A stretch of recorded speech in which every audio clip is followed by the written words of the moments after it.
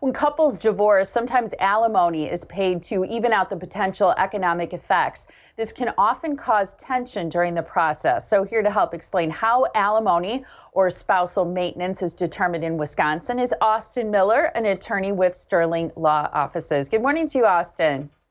Hey, good morning, Molly. Thank you for the invite to be here with you today. Absolutely. In our state of Wisconsin, do we call it alimony or do we call it spousal maintenance? We do refer to it as maintenance, but it means exactly the same thing as what you hear on TV and as alimony or spousal support. So it's primarily referred to as maintenance in the courts, though. Okay, so let's talk about spousal maintenance. For people who are looking at a divorce, many people know that that money is owed to the other spouse. What's the main purpose for it? Absolutely. I really like this question. We get it frequently from our clients, and we address it almost every day of doing the line of work that we do. I think it's important to remember that when people are going through a divorce, they're facing a tremendous amount of stress. They're mourning basically the death of a relationship. And when you add on top of that the fact that they're dealing with money, worried about making ends meet, worried about how much they're going to have to pay out, it can really heighten those emotions and stressors in their lives. So we like to help our clients through that, no matter which end of the alimony question they might be on. And we do that by reminding them of this purpose. So the purpose here is to bridge really any potential earnings gap with potentially several end goals here. Let's take the classic example where one spouse has gone to work, built their career, really devoted themselves to that, to earning as much as they can. On the other hand, you have a spouse who has stayed home to manage the household, who has focused on raising the kids. Now, those two, when they come to a divorce, might be faced with a question of, all right, how much am I going to have to pay out? And maybe the lower earning spouse will be worried about how can they make ends meet. So the goal of maintenance in that particular situation would be to allow the lower earning spouse a chance at reestablishing themselves to enjoy the same standard of living they did during the marriage.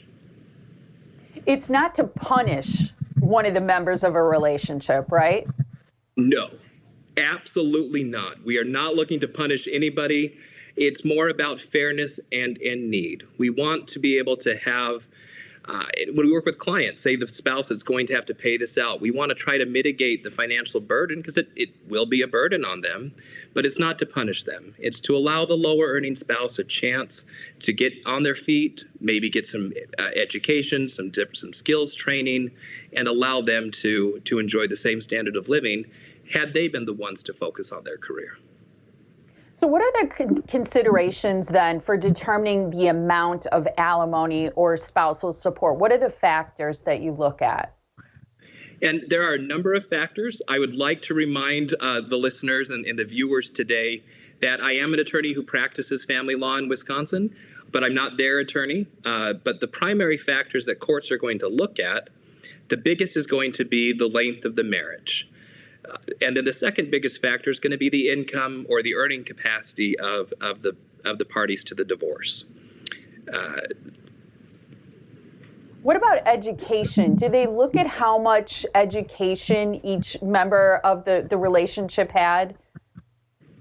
Absolutely, that's certainly a consideration. They'll look at the education that occurred prior to the marriage.